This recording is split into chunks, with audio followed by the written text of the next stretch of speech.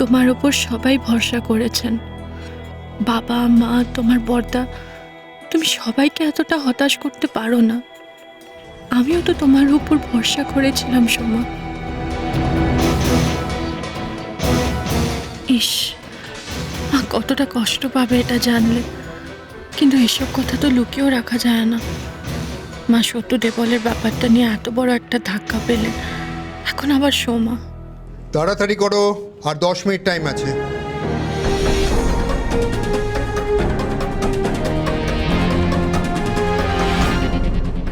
এই যে আমার ছোট্ট শোনাতো, কি হচ্ছে কাশি হচ্ছে তোমার?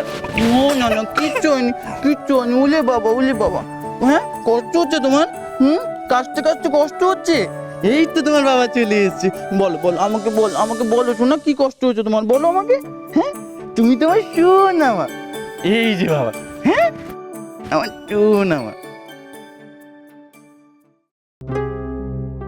নতুন ঝামেলা, সারাক্ষণ খালি ভ্যান।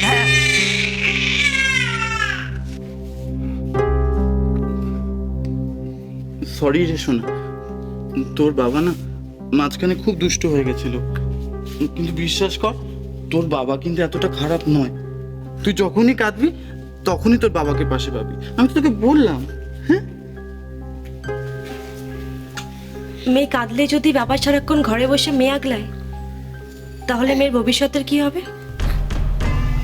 বাবাকে তো আবার চাকরিটা মন দিয়ে করতে হবে নাকি?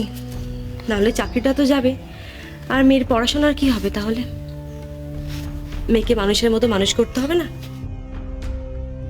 ডায়না, আজ সকালে মা ওইভাবে আমাকে বলেছে বলে তোমার খুব খারাপ লেগেছে, তাই না? তুমি তো জানো মা ওভাবেই বলে, আর তাই। না দে বল, আমার খারাপ লাগেনি। আর খারাপ লাগবেই বা কেন বলো তো? তোমার সত্যি খারাপ লাগেনি? না, লাগেনি, কারণ মা যা বলেছেন তা পুরোটাই সত্যি। তুমি এখনো দায়িত্ব নিতে শেখোনি দেবল। আমি জানি এবার তোমার খারাপ লেগেছে, কিন্তু তুমি একটা কথা ভেবে দেখো, যতই তুমি বাড়ির ছোট ছেলে হও না কেন, তোমাকে তো নিজে এগিয়ে গিয়ে দায়িত্ব নিতে শিখতে হবে। সবাই হয়তো মুখে বলে না, কিন্তু সবাই তোমার থেকে এটা এক্সপেক্ট করে তুমি নিজে থেকে দায়িত্ব নিতে শিখবে। তুমি যদি দায়িত্ববান হও, তাহলে আমি আর আমাদের মেয়ে এ বাড়িতে নিজেদের সম্মান নিয়ে থাকতে পারবো।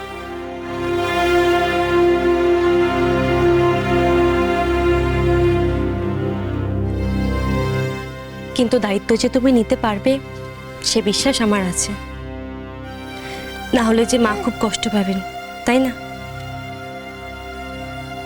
ও, সেই জন্য ওকে যখন আমি জিজ্ঞেস করলাম কি হয়েছে, তখন কিছু না বলেই হন করে চলে গেল।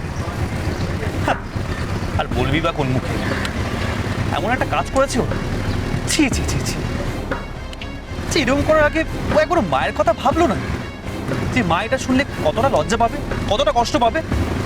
ছি, আমি তখন বুঝতেই পারছি না বাড়িতে গিয়ে কি বলবো। তো সারাক্ষণ বলে এলো যে পড়াশোনা খুব ভালো মতন হয়েছে, পরীক্ষা খুব ভালো হবে, রেজাল্ট খুব ভালো হবে। কাজের সময় এটা সময় কি করলো?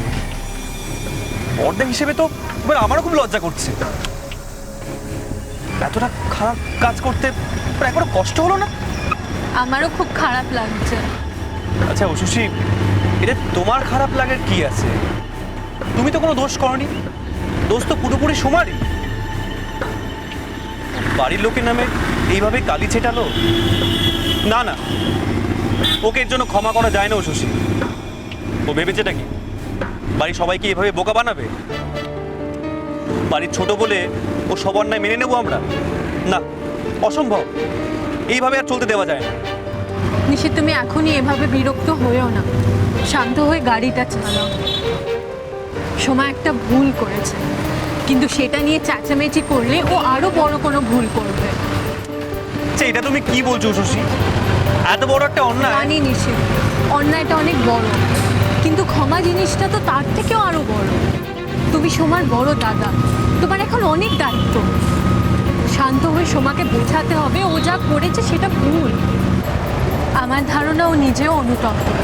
ও নিশ্চয়ই মায়ের কাছে সব দোষ স্বীকার করেছে, আর যে দোষ স্বীকার করে তাকে ক্ষমা করে দেওয়া উচিত।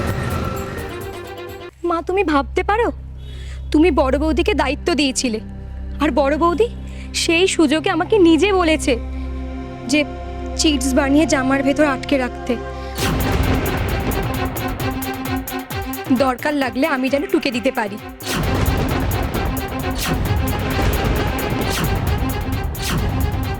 কিন্তু আমি সব কিচ্ছু করিনি, নিজের সব উত্তর মনে করে পরীক্ষা দিচ্ছিলাম। কিন্তু বড় বৌদি সেটা সহ্য হলো না, সোজা এক্সামিনারের কাছে গিয়ে আমার নামে নালিশ করলো আমি নাকি টুকছি। আর এক্সামিনারও সেটা বিশ্বাস করে ফেললেন, মিথ্যা অপবাদ দিয়ে আমাকে রুম থেকে বের করে দিল।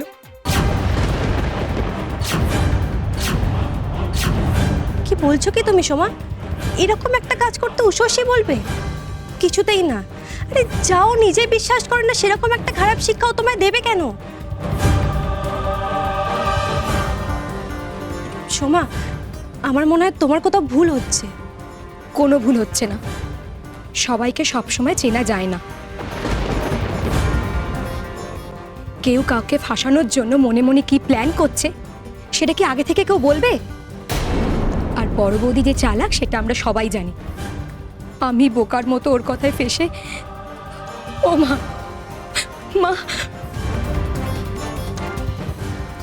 এ বাবা, তাহলে তোমার ওই পয়া জামাও কাজে দিল না? হ্যাঁ, ওটাই তো ডুবিয়ে দিল পুরো। আরে তারপরে কি করলি? পরীক্ষা দিস নি? পরীক্ষা কি করে দেব মা? বড় বৌদি brilliant student, first class first, খবরের কাগজে নামও বেরিয়েছে, সবাই জানে উষসী ঘোষকে। উষসী ঘোষ নালিশ করেছে, সোমা ঘোষের কথা কে শুনবে বলো? আমাকে দোষী ভেবে এক্সামিনার আমার খাতা টেনে নিয়ে বাতিল করে দেয়, এমনকি আমাকে ঘর থেকেও বের করে দেয়। মা, আমার তো আর পরীক্ষা দেওয়া হলো না, আমার এখন কি হবে মা?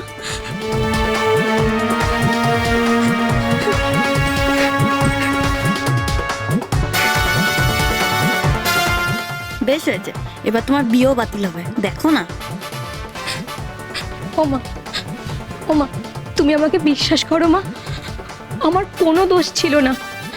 আমি যা করেছি না বুঝে না জেনে করেছি, বোকার মতো বড় বৌদিকে বিশ্বাস করেছি।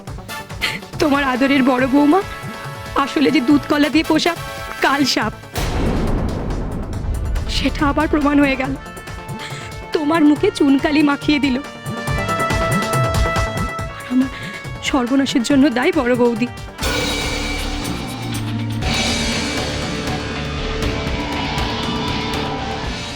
সোমা, কি বলছিস কি তুই? ছোট মুখে বড় কথা বলতে একটু লজ্জা করছে না তোর? নিজের সীমা পেরিয়ে যদি একটাও কথা বলিস না, তোর বাপের মতো খারাপ আর কেউ হবে না। বড় বৌমার নামে যে কুৎসা করছিস, এই কথাগুলো বলছিস, মুখে একটুও বাঁধছে না তোর? সব দোষ তো আমার, তাই না? আর তোমার বড় বৌমা ধোয়া তুলসী পাতা,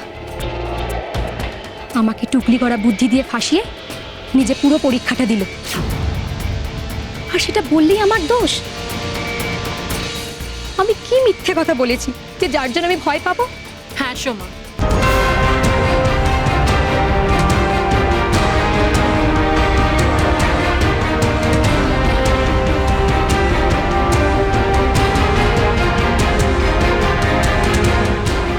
কোন কথা তুমি ভয় পেয়ে বলবে আর কোন কথা সাহস নিয়ে মায়ের চোখে চোখ রেখে বলবে সেটা সম্পূর্ণ তোমার ব্যাপার।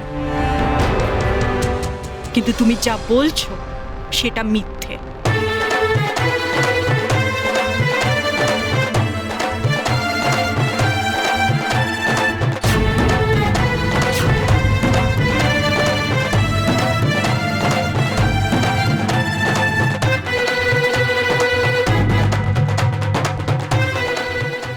যে অন্যায় করে তাকে শাস্তি পেতে হয়।